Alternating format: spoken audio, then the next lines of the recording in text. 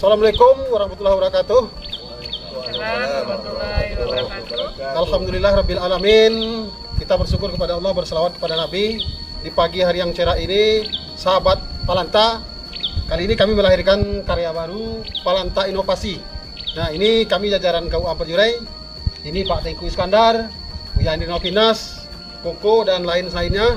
Nah, ini sengaja kami hadirkan untuk menimbulkan pemikiran baru bagi pemirsa. Jadi tayangan ini seperti biasa kami juga melakukan dakwah, tetapi dakwahnya seperti ini, dakwah di alam terbuka Pak Tengku. Ya. Jadi tema kita hari ini Bapak dan Ibu, sahabat inovasi, sahabat Pelantas Kinah, itu temanya adalah si fakir yang dermawan. Nah, jadi Pak Tengku, hari ini kita akan melakukan sebuah perjuangan ini namanya Pak Tengku.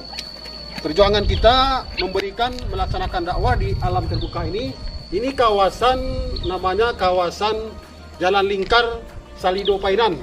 Jadi yang di sebelah yang saya tunjuk itu pemirsa, itu di Salido. Sebelah ini adalah, di balik ini adalah Pantai Cerocok. Yang di sana ada Masjid Samudra Ilahi. Jadi ini adalah bentuk perjuangan kami kawan-kawan KUA Perjurai untuk memberikan yang terbaik untuk sahabat inovasi. Kali ini kita akan hadirkan temanya tadi si fakir yang dermawan. Jadi kalau kami bentuk dermawan kami adalah melakukan perjuangan ini agar pemirsa puas menontonnya. Jadi Pak Tengku, silakan Pak Tengku, seperti apa kedermawanannya si fakir itu Pak Tengku? Assalamualaikum warahmatullahi wabarakatuh. Waalaikumsalam warahmatullahi wabarakatuh. Alhamdulillahirabbil alamin wassalatu ala Rasulillah sallallahu alaihi wasallam. Para pemirsa Pelanta Sakinah yang dimuliakan Allah. Pada hari ini kita akan bicara tentang sosok fakir, si fakir yang dermawan. Ketika Rasulullah SAW melakukan perjuangan di Perang Tabuk, waktu itu keadaannya sangat kritis. Karena tidak ada bekal dan sahabat-sahabat harus mengumpulkan harta-harta mereka yang harus diperjuangkan di Perang Tabuk. Sehingga Allah Subhanahu wa taala abadikan kisah itu di surah At-Taubah ayat 81. Farihal mukhallafuna bimaq'adihim bi khilafi Rasulillah. Dalam surah At-Taubah itu orang-orang yang menyelisih Rasulullah SAW yang tak mau ikut perang itu sangat gembira deh, karena tidak ada yang bisa dikerjakan bersama Rasulullah SAW. Tapi ada satu kisah yang menarik dari kisah Ulbah bin Zaid Al-Harisi, seorang yang fakir, sahabat yang fakir Pak. Fakir kan? Karena dia tidak ada yang dia akan berikan sehingga Rasulullah bisa membawa dia untuk pergi ke perang. Ulbah melihat sahabat-sahabat Rasulullah menyerahkan harta mereka. Abu Bakar menyerahkan hartanya sampai tidak ada tersisa hartanya. Umar juga menyerahkan hartanya. Utsman juga menyerahkan hartanya. Sahabat-sahabat menyerahkan hartanya. Tapi Ulbah bin Zaid Al-Harisi hanya melihat sahabat-sahabat tadi menginfakkan harta mereka. Lalu dia begitu sedih sampai di malam hari yang dimuliakan Allah. Ulbah menangis agar bisa mengorbankan sesuatu untuk Rasulullah SAW agar membawanya untuk berjuang di jalan Allah Subhanahu wa taala. Maka ketika itu Ulbah bin Zaid Al-Harisi menangis di malam hari sampai subuh. Di malam hari itu dia memohon kepada Allah, "Ya Allah, aku ingin berjuang bersama Rasulullah SAW." Tapi keadaan Rasulullah SAW sangat sulit waktu itu. Karena tidak ada yang bisa membawa sahabat-sahabat yang miskin itu pergi berjuang. Tapi dia katakan, "Ya Allah, aku hanya ada kehormatan yang pernah diambil orang-orang lain. Kezaliman yang orang lakukan kepada aku, infakkan semuanya untukmu ya Allah." Dengan nangis Ulbah bin Zaid Al-Harisi dia mengorbankan itu. Ketika itu Ulbah menangis di malam hari sampai di subuh hari.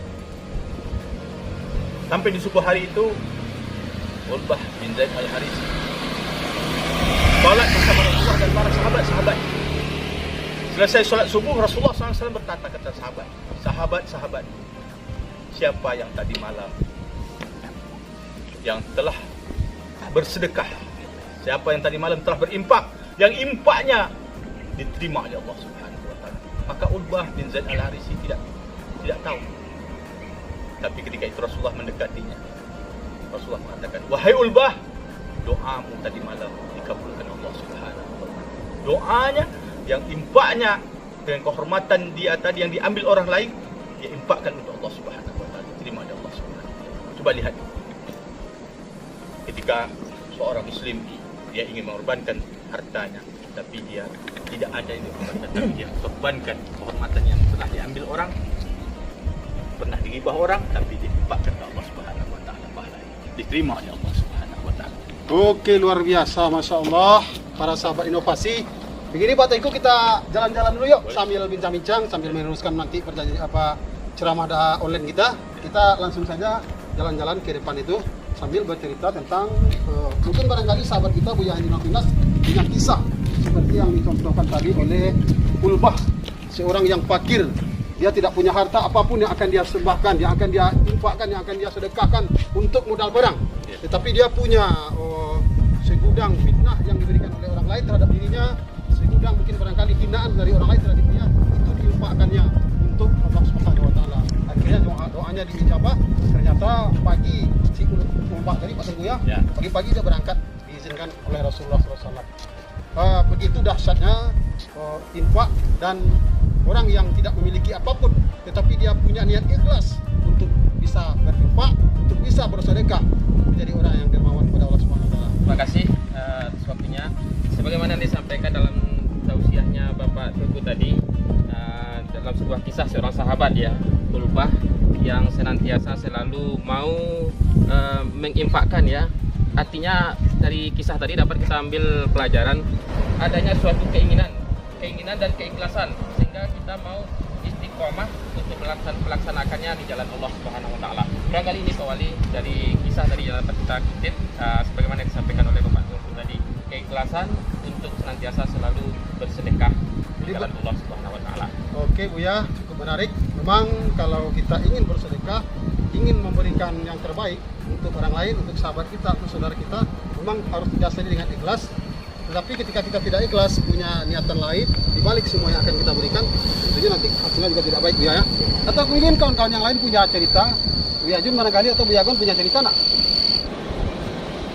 Yang telah disampaikan oleh Bapak Tengku tadi memang sangat menarik, dan kemudian disambung oleh Buya Andi Novinas tentang seorang fakir tetapi dia bisa menafkahkan yang dia punya, walaupun yang dia punya itu adalah dalam bentuk marwah ataupun kehormatannya.